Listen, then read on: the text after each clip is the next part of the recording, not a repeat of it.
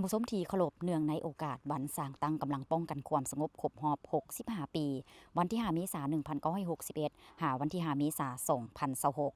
เพื่อเป็นการเฉลิมฉลองสร้างผลงานสร้างขบวนการเพื่อเป็นการค้ำนำรับต้อนให้มีความหมายสำคัญลึกซึ้งและเป็นขบวนการฟุดฟื้นและเพื่อเป็นการยื้อยามถามข่าวแสดงความกตัญญูรู้บุญคุณต่อบรรดาอดีตการนำกระทรวงป้องกันความสงบที่ได้ทุ่มเทเหือแหงสติปัญญาความรู้ความสามารถเข้าใส่ในการปฏิบัติหน้าที่เวียกงานตลอดระยะที่ผ่านมาซีนำพากำลังป้องกันความสงบสื่อมวลชนป้องกันความสงบในมื้อนี้แม่นได้ลงพื้นที่ในการติดตามบรรดาอดีตการนำกระทรวงป้องกันความสงบโดยได้เคลื่อนไหวในการสัมภาษณ์เนื่องในโอกาสวันที่มีความหมายความสำคัญซึ่งในมื้อนี้พวกเราได้ลงมาที่เฮือนของทานพลตรีสินทบงศ์ไสยกรอดีตรองรัฐมนตรีกระทรวงป้องกันความสงบอยู่ที่บ้านแซนดินเมืองไซธานีนครหลวงวิจันทร์ในมื้อนี้พวกเราจะได้สัมภาษณ์ทานเกี่ยวกับทัศนะเนื่องในโอกาสวันสร้างตั้งกำลังป้องกันความสงบครบรอบ65 ปีเนื่องในโอกาสคำนับรับตอนและเฉลิมฉลองวันสร้างตั้งกำลังป้องกันความสงบประชาชนลาวครบรอบ65 ปีคือวันที่5เมษายน1961 5เมษายน2026ข้าพเจ้าในนามพนักงานปฏิวัติอาวุโสบำนาญก็คืออดีตการนำกระทรวงป้องกันความสงบขอแสดงความเยี่ยมยามถามข่าวอันอบอุ่นมายังบรรดาสหายพนักงานนักรบและครอบครัวนายและพลตำรวจขอแสดงความย่องยอสรรเสริญมายังบรรดาสหายพนักงานนักรบในทั่วกำลังป้องกันความสงบที่ได้พร้อมกันจัดตั้งปฏิบัติหน้าที่อันสำเร็จที่มีเกียรติของตนการกำเนิดของกำลังป้องกันความสงบประชาชนลาวแม่นมีความหมายสำคัญทางด้านการเมืองอันใหญ่หลวงในประวัติศาสตร์ของชาติลาวในระยะ65 ปีผ่านมานี้ซึ่งเป็นระยะที่พรรคประชาชนปฏิวัติลาวได้นำพากองทัพและประชาชนลาวบรรดาเผ่า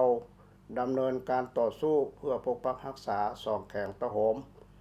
เขตที่มั่นของการปฏิวัติพร้อมทั้งเพื่อตีเอาชนะยุทธศาสตร์สงครามพิเศษและสงครามพิเศษเพิ่มทวีของจักรพรรดิล่าเมืองขึ้นแบบใหม่เพื่อตอบสนองความเรียกร้องต้องการของการปฏิวัติดังนั้นการดำเนินกองประชุมครบคณะของศูนย์กลางพรรคที่ข้างไขแขวงเสียงขวางในระหว่างวันที่5ถึงวันที่12 เมษายน1961กองประชุมจึงได้ค้นคว้าตกลงหลายปัญหาที่สำคัญเกี่ยวกับการปฏิวัติอยู่ลาวในเฉพาะหน้าและยาวนานในนั้นได้ตกลงปรับปรุงก่อสร้างกำลังป้องกันภายในอยู่ในขอบเขตทั่วประเทศเพื่อปกปักรักษาองค์การนำของพรรคของแนวลาวสร้างชาติปกปักรักษาความสงบและความเป็นระเบียบเรียบร้อยของสังคมพร้อมนั้นกองประชุมยังได้ตกลงเปลี่ยนชื่อคณะป้องกันภายในมาเป็นห้องการป้องกันความสงบศูนย์กลางโดยแม่นท่านศรีสมพร ลอวันไซเป็นผู้ชี้นำบนพื้นฐานและเห็นได้ความสำคัญผ่านระยะประวัติศาสตร์ดังกล่าวศูนย์กลางพรรครัฐบาลจึงได้ตกลงออกดำรัสฉบับเลขที่277/นย.ลงวันที่1 กันยายน 2005รับรองเอาวันที่5 เมษายน 1961เป็นวันสร้างตั้งกำลังป้องกันความสงบอย่างเป็นทางการหลังจาก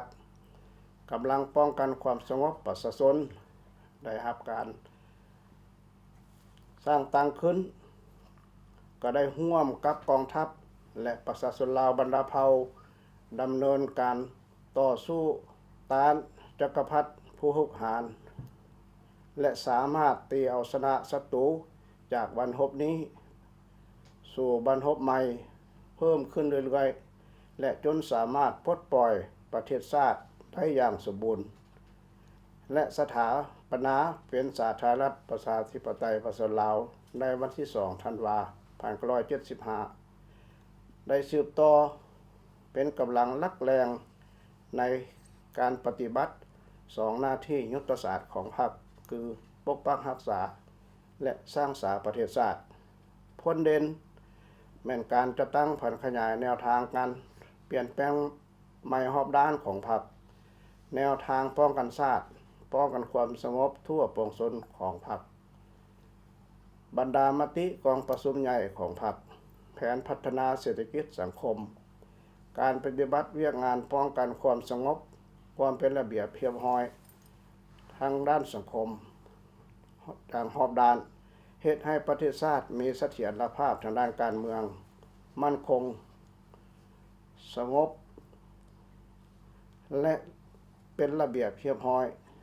ซึ่งเอื้ออำนวยความสะดวกให้แก่การสร้างสรรค์พัฒนาเศรษฐกิจสังคมของประเทศชาติเนื่องในโอกาสคำนับรับตอนวันสร้างตั้งกำลังป้องกันความสงบประชาชนลาวครบรอบ65 ปีวันที่ 5 เมษายน 2026 นี้ข้าพเจ้าในนามพนักงานปฏิวัติอาวุโสบำนาญและอดีตการนำของกระทรวงป้องกันความสงบขอแสดงความรู้บุญคุณต่อกันเสียสละอันใหญ่หลวงและองค์อาจกล้าหาญด้วยความคุณงามความดีของพนักงานนักรบปฏิวัติกำลังป้องกันความสงบบนเส้นทางการปฏิวัติตลอดระยะ60 ปีผ่านมาขออวยพรไสแด่การนำพรรครัฐการนำกระทรวงบรรดาสหายคณะพรรคคณะบัญชาพนักงานนักรบทั่วกำลังป้องกันความสงบตลอดฮอดครอบครัวของนายและพลตำรวจจงมีสุขภาพเข้มแข็งพร้อมกันเบิกบานม่วนซื่นต่อวันประวัติศาสตร์อันสำคัญและสืบต่อจะตั้งปฏิบัติหน้าที่ได้มอบหมายให้มีผลสำเร็จไม่ใหญ่หลวงกว่าเก่าขออวยพรบรรดาสหายพนักงานปฏิวัติอาวุโสพนักงานรัฐกรประชาชนลาวบรรดาเผ่าจงมีความผาสุกและหวังว่าบรรดาท่านที่เคยมีมูลเชื้อหักหอมต่อมตุ้มกำลังประกอบอาวุธมาแล้วนั้นจะสืบต่อสู่ช่วยเหลือก่อสร้างกำลังป้องกันความสงบให้เติบใหญ่เข้มแข็งขึ้นเรื่อยๆ ท่านผู้ชมที่ทานติดตามชมไปนั้นก็เป็นการให้สัมภาษณ์ของทานพลตรีสินทวงศ์ไสยกรอดีตรองรัฐมนตรีกระทรวงป้องกันความสงบที่ทานได้ให้สัมภาษณ์เกี่ยวกับวันสร้างตั้งกำลังป้องกันความสงบซึ่งได้ให้ทัศนะการกำเนิดการเติบใหญ่ขยายตัวของกำลังป้องกันความสงบรวมไปถึงผลงานของทานที่ได้สุ่มใส่ในการปฏิบัติหน้าที่เวียกงานญาติได้ผลงานและผลสำเร็จหลายด้านในการซี่นำพากำลังป้องกันความสงบแต่อดีตจนมาถึงปัจจุบันนี้ก็เห็นได้ว่ากำลังป้องกันความสงบนับมีความเติบใหญ่เข้มแข็งสำหรับการสืบต่อในการสัมภาษณ์บรรดาอดีตการนำกระทรวงป้องกันความสงบพวกเฮากลุ่มสื่อมวลชนป้องกันความสงบยังจะสืบต่อในการสัมภาษณ์เกี่ยวกับการเคลื่อนไหวด้านเวียกงานต่างๆของบรรดาอดีตการนำจนกว่าการเฉลิมฉลองวันสร้างตั้งกำลังป้องกันความสงบสำเร็จ